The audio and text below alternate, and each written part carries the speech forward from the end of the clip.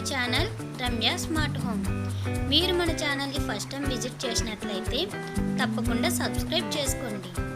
Hi friends, వేసవిలో మాత్రమే దర్శనమిచ్చే మామిడి పండ్ల కోసం ఏడాదంతా ఆశగా నాలాగే ఎదురు చూసేవారు మీలో ఎంతమంది ఉన్నారో కామెంట్ చేయండి. మార్కెట్లో మామిడి పండ్లను కొన్న తర్వాత బాగా కడిగిన వెంటనే తినకూడదు. అంతకంటే ముందుగా ఓ గంట పాటు నీళ్ళలో వీటిని నానబెట్టాలి. కానీ ఎందుకు నీళ్ళల్లో నానబెట్టాలి అనే సందేహం చాలా మందిలో ఉంటుంది. నిజానికి మామిడి తొక్కల్లో ఫైటిక్ యాసిడ్ అనే యాంటీ న్యూట్రియంట్ ఉంటుంది.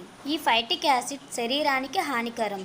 ఇది శరీరం పోషకాలను గ్రహించకుండా నిరోధిస్తుంది. ఇక మరోవైపు మామిడి పండ్లను ముగ్గించడం కోసం పండ్లపై కూడా అనేక రకాల రసాయనాలు వేస్తారు.